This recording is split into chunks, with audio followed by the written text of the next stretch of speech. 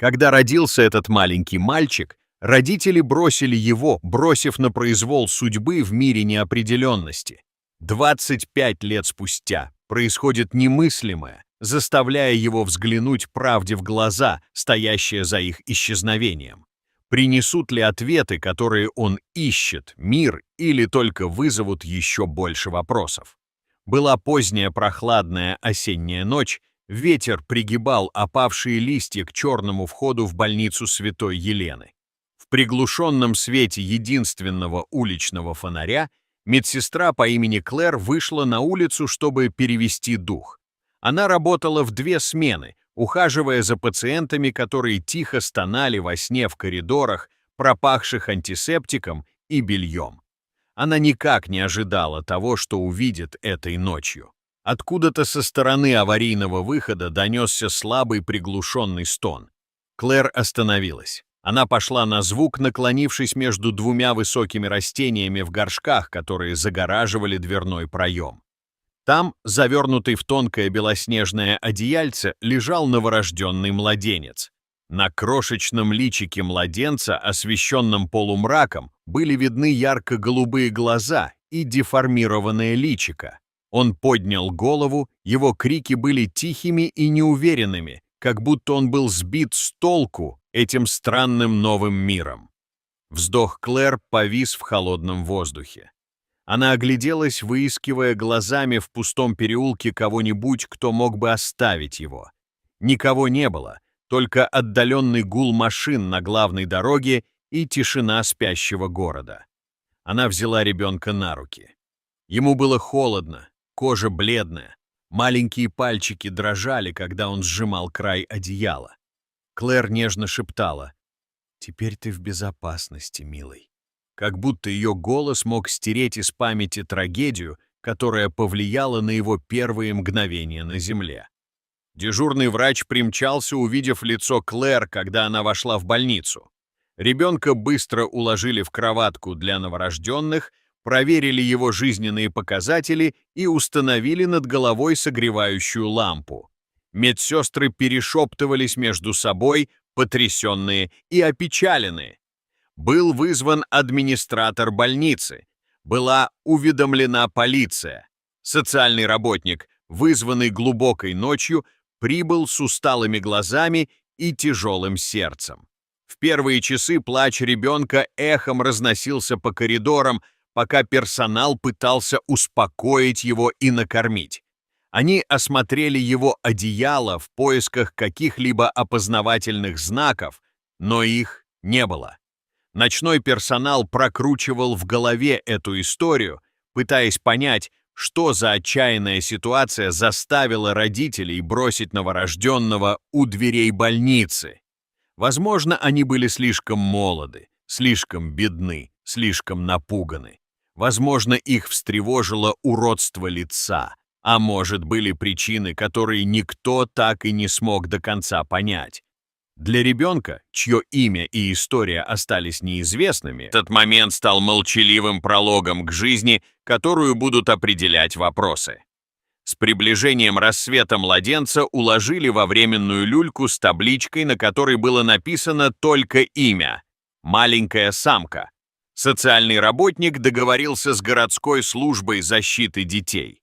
Через несколько дней он стал еще одним номером в перегруженной системе, еще одним ребенком, который искал семью. Медсестра Клэр, которая нашла его, молча молилась, чтобы он когда-нибудь познал доброту, чтобы ему дали шанс почувствовать себя любимым. Тихий коридор, где его нашли, навсегда запечатлелся в ее памяти как душераздирающее начало новой хрупкой жизни. Так началась его история. Родители не встретили его ни с нежностью, ни в теплых объятиях. Он появился на свет, чтобы оказаться брошенным на произвол судьбы, и судьба привела его в больницу благодаря сочувствию незнакомца.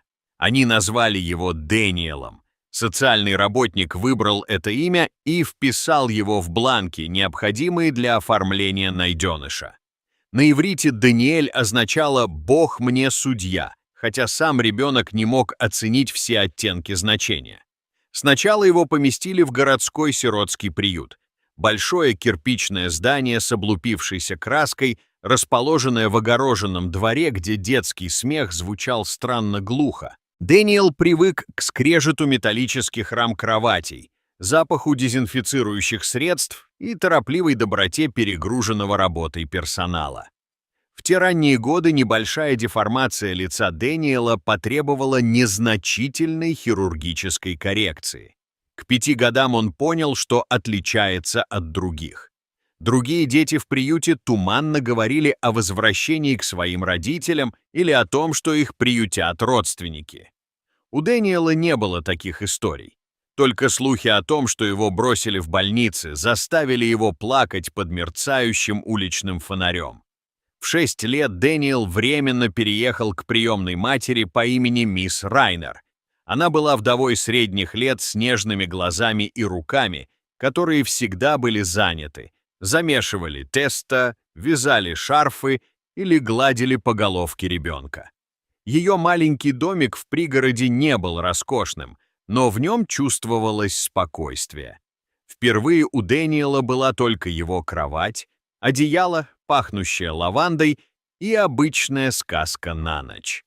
Даже если иногда по вечерам голос мисс Райнер дрожал от усталости. Миссис Райнер не могла официально усыновить его.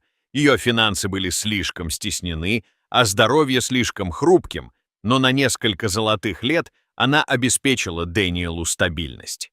Она научила его завязывать шнурки на ботинках, утешала его, когда он приходил домой из школы в слезах, и поставила свечку на торт к его 7-му дню рождения, тихо напевая, а на глаза у нее наворачивались слезы. В то время как жизнь наконец-то нашла брошенного ребенка, кто-то другой переживал свое собственное горе. На другом конце города жили Монро, Эндрю и Фелиция. Прожив много лет в браке и мечтая о детях, они снова и снова сталкивались с отрицательными тестами на беременность, безуспешными попытками лечения бесплодия и пустотой, которая мешала им быть счастливыми. Усыновление было одним из вариантов, который они обдумывали, не зная, хватит ли у них смелости открыть свои сердца ребенку, которого они не знали с рождения. В их опрятном доме Фелиция иногда плакала в одиночестве, а Эндрю беспомощно наблюдал за ней. Он рисовал глаза, всегда ярко-голубые глаза, вглядывающиеся в тусклый пейзаж. Он рисовал дверные проемы, коридоры и силуэты, исчезающие в ночи. С помощью искусства Дэниел изливал свою тоску и боль, и, делая это, обретал чувство цели. Когда Дэниелу исполнилось 18, он начал искать информацию о своем рождении. И то, он просмотрел те немногочисленные записи, которые были доступны. Официальные документы почти ничего не дали. Найденыш, почта, предполагаемая дата рождения, никакой идентифицирующей информации. Ему удалось подружиться с пожилым сотрудником больницы, который вспомнил слухи о какой-то обезумевшей девочке-подростке, которая появилась поздней осенней ночью и плакала в тени возле аварийного выхода. Она исчезла, прежде чем кто-либо успел помочь. Это была его мать? У него было так много вопросов и так мало ответов. Он продолжал рисовать. Теперь его поощрял мистер Элфорд, бывший куратор галереи, который работал волонтером в местном общественном художественном центре. Мистер Элфорд заметил талант Дэниела и посоветовал ему поступить в художественную школу.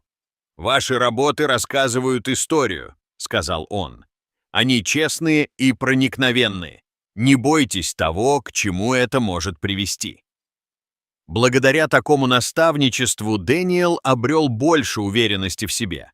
Он начал воспринимать себя не только брошенным, но и жизнерадостным, способным создавать красоту из боли. Тем временем Монро все серьезнее относились к усыновлению. Они рассматривали детей постарше и даже молодых людей, которые выросли без опеки приемных родителей. Они почувствовали желание помочь кому-то, кто, возможно, никогда не знал семьи. Фелиция внимательно изучала анкеты и фотографии. Ее сердце разрывалось от желания подарить любовь ребенку, который в ней нуждался. Эндрю молча поддерживал ее, надеясь, что это поможет залечить рану, которую оставили в их браке годы бесплодия. В то же время он также надеялся, что, совершив такой акт доброты, он позволит себе простить себя в прошлом за то, что он еще не признал вслух, но все еще не давало ему спать по ночам. Что-то, что вскоре оказалось связанным с молодым художником без семейных уз. Шли годы, и Дэниел переехал в маленькую квартиру-студию в центре города. Он зарабатывал на жизнь случайными заработками, чаиками откладывая деньги на поступление в художественную школу. Маркус остался его самым близким другом. Теперь он работает библиотекарем. Они часто проводили вечера, обсуждая искусство, жизнь и значение семьи. Маркус сказал, что вам не нужна кровь, чтобы определить, кто вы есть. Посмотри, что ты создал. Ты построил жизнь из ничего. Представь, что ты будешь делать со своим будущим. Накануне своего 25-летия Дэниел стоял у входа в больницу Святой Елены. Все та же дверь аварийного выхода все еще скрипела под ярким светом лампы. Он вспомнил истории, которые собрал по кусочкам. Его мать, испуганный подросток, ушла в темноту и оставила его там. Думала ли она когда-нибудь о нем сейчас? Сожалела ли она об этом? Он коснулся небольшого шрама на верхней губе, слабого напоминания о другом времени. Несмотря ни на что, он выжил, он вырос, он был на пороге чего-то, он чувствовал это. Он не знал, что на другом конце города Эндрю и Фелиция Монро наткнулись на историю о местном художнике. Молодой человек, брошенный при рождении, пытается разобраться в своем прошлом с помощью своего искусства. Они были поражены этим рассказом, чувствительны к нему, тронуты его стойкостью. Фелиция обнаружила, что шепчет его имя — Дэниел. Это было многозначительно, как знак. Утром в день своего 25-летия Дэниел сидел в маленьком кафе рядом с общественным центром и пил черный кофе. Эйприл была профессионалом, но в то же время отзывчивой. За последние недели она изучила подробности его прошлого, больничные записи, разрозненные записи о рождении и неуловимые свидетельства персонала, работавшего в ту осеннюю ночь. Теперь, спустя столько лет, у нее было на руках досье, упакованное в простую папку из плотной бумаги. Сердце Дэниела затрепетало, когда она протянула ему папку. «Ты должен знать», — тихо сказала Эйприл, складывая руки на столе. «Было нелегко отследить все это, но я верю, что у меня есть кое-что существенное». Дэниел сделал глубокий вдох, чтобы успокоиться, затем открыл папку. Внутри были официальные документы, а под ними — письмо. Он сразу узнал дрожащий почерк, хотя мы никогда раньше его не видели. Письмо было от женщины по имени Мелисса. Мелисса. Согласно исследованию, проведенному Эйприл, Мелиссе было всего 16 лет, когда родился Дэниел. В своем письме она подтвердила, что является его биологической матерью. В нем она описала страх и изоляцию, которые испытывала беременным подростком, не имея ни поддержки, ни средств. В состоянии паники и отчаяния она бросила своего новорожденного сына в больнице, полагая, что это самое безопасное место для ребенка, о котором она не могла заботиться. Она написала, что не проходило и дня, чтобы она не думала о нем, что в течение многих лет она боролась с угрызениями совести и желанием найти его, но страх перед его ненавистью удерживал ее на расстоянии. Далее Мелисса раскрыла личность его отца, Эндрю Монро. От этого имени у Дэниела сжалось сердце. Исследование, проведенное Эйприл, связало Эндрю Монро с известной местной семьей, известной своей общественной деятельностью. Через 2 дня Мелисса, Эндрю и Фелиция вместе будут ждать в маленькой отдельной комнате в общественном центре. Когда этот день наконец настал, Дэниел вошел в комнату для собраний с дрожащей решимостью. Мелиссе, которой сейчас чуть за 40, на глазах уже стояли слезы. Эндрю Монро, бледный и встревоженный, рядом с ним Фелиция, выражение ее лица нежное, но неуверенное. Когда он вошел, они поднялись со своих стульев, сердце у них замерли в груди. В этот захватывающий дух момент невообразимый промежуток в 25 лет превратился в единое пространство. Люди, которые бросили его, были здесь и просили, чтобы их впустили обратно в его жизнь. Это было действительно немыслимое столкновение, которое могло либо разорвать его на части, либо начать исцеление, к которому он стремился всю свою жизнь. Молчаливый, вытянувшийся, толстый и хрупкий, Дэниел застыл в дверном проеме, вцепившись в спинку стула, словно это был его спасательный круг. Мелисса заговорила первой. Ее голос дрожал. «Мне жаль. Мне так жаль». Она сбивчиво объяснила все. Свою молодость, свой страх, отсутствие кого-либо, кто мог бы направить ее. Она никогда не собиралась забывать его. Она надеялась, что о нем каким-то образом позаботятся, что, если оставить его в больнице, это гарантирует ему выживание. Голос Эндрю дрогнул, когда он заговорил. Он признался, что был испуганным мальчиком, слишком незрелым, чтобы справиться с тяжестью отцовства. Он сбежал, полагая, что Мелисса позаботится об этом, и даже представить себе не мог, что она оставит ребенка. Он жил с чувством вины, пытаясь похоронить его под работой и благотворительностью. Когда они с Фелицией обнаружили, что не могут иметь детей, старая рана всплыла на поверхность. Был ли это способ наказать его за то, что он из страха бросил своего первенца? Фелиция с глазами полными слез сказала, что узнала об этом прошлом совсем недавно. Потрясенная и обиженная, она все же поддержала решение Эндрю найти Дэниела. Вместе они хотели загладить свою вину, хотя и знали, что прощение не гарантировано. Дэниел слушал, и сердце его бешено колотилось. В нем бушевала буря эмоций. Мелисса кивнула, сдерживая рыдания. Плечи Эндрю поникли. Фелиция успокаивающе положила ладонь на его руку. Дэниел признался, что выжил и даже преуспел. Он нашел наставников, любовь и искусство, которые выражали его истину. Но он также испытывал горечь и жажду ответов. Теперь, столкнувшись лицом к лицу с ущербными людьми, которые начали это путешествие, он почувствовал, что что-то изменилось. Это были не монстры. Они были испуганными детьми, которые сделали ужасный выбор и годами мучились из-за этого. В течение следующих нескольких дней они встретились снова, поговорили честно и спокойно. Мелисса предложила ответить на любые его вопросы. Эндрю и Фелиция пригласили его к себе домой, стараясь не торопить события. Постепенно Дэниел и его биологические родители начали понимать друг друга. Это не было мгновенным прощением. Раны были глубоки, но теперь он узнал правду. Он мог избавиться от гнева и открыться возможности наладить отношения. Пустота внутри него начала отступать, уступая место осторожной надежде. Несколько месяцев спустя Дэниел стоял перед холстом в своей маленькой студии. В окно лился солнечный свет, а за окном шумел город. На мольберте он нарисовал сцену больничного коридора с дверью, залитой теплым светом.